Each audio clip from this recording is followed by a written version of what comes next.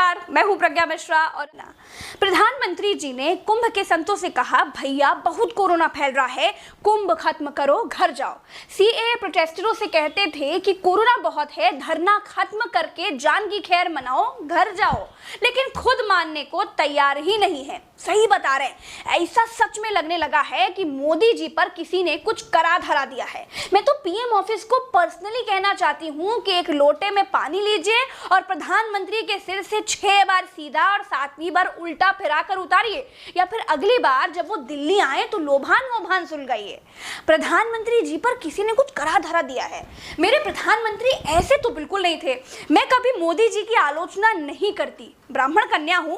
मेरा मानना था मोदी जी जो करते हैं वो अच्छे के लिए ही करते हैं, लेकिन पहली बार देख रही हूं कि मोदी जी जो कर रहे हैं वो चुनाव के लिए कर रहे हैं। जिस भीड़ को देखकर लोग खौफ खा जाएं, उस भीड़ पर मोदी जी फिदा हैं। मैं जहां देख सकता हूं मुझे लोग ही लोग दिखते हैं, बाकी कुछ दिखता ही नहीं है। क्या क्या कमाल कर दिया आप लोगों ने।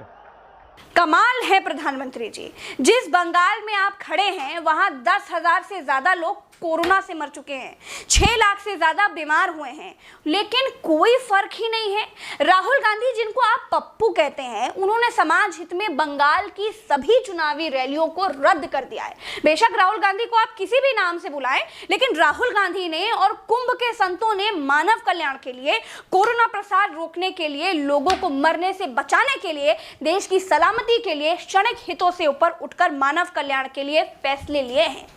हमको तो कुछ समझ में ही नहीं आ रहा है कि राहुल गांधी को ठीक कहें या फिर आपकी इन हरकतों को। राहुल गांधी तो कुछ है ही नहीं, तो उनकी तारीफ या बुराई करने का कोई मतलब नहीं है। लेकिन आप प्रधानमंत्री हैं, प्रधान सेवक हैं, देश मर रहा है, सेवा के समय आप जानलेवा सियासत में पड़े हैं।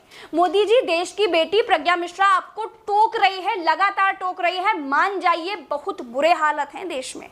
आप कुछ मत करिए, एक छोटा सा काम कर दीजिए, मेरे देश के लोगों की भीड़ बुलाकर कोरोना सम्मेलन मत करिए। बस आपकी पार्टी के पास बहुत पैसे हैं, कुछ और तरीका खोज लीजिए प्लीज।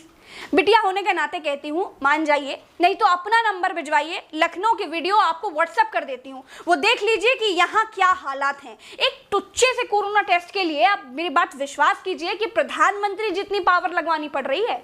एक वाकया बताती हूँ। प्रशांत शुक्ला जी के चाचा को ब्रेन हैमरेज हुआ, वो बेहोश थे, उनको लोहिया अस्पताल ले गए। डॉक्टर बोले कि बिना कोरोना टेस्ट कुछ नहीं हो सकता।